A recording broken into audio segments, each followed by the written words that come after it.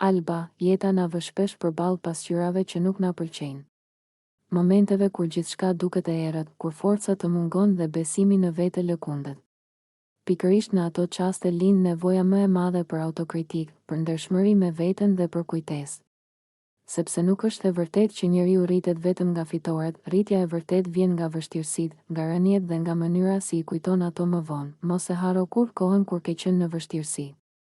Mos e haro ndjesinë e pafuqisë, lotët e heshtur, netët e gjata dhe pyetjet pa përgjigje. Ato momente nuk janë dobësi, janë mësime. Janë dëshmi që ke mbijetuar, që ke duruar dhe që ke mësuar çfarë do të thotë të kesh nevojë për të tjerët. Mbi të gjitha, mos haro njerëzit.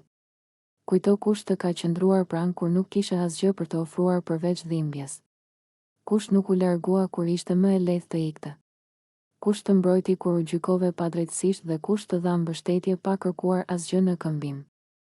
Ata njerëz janë pasuria më e madhe që mund të ketë një njeri, sepse janë prova e dashurisë së sinqertë dhe e besnikërisë së rrallë. Autokritika nuk do të thotë të fajsosh veten pafund, por të mos harrosh nga ke ardhur dhe kush të ka ndihmuar të ngrihesh.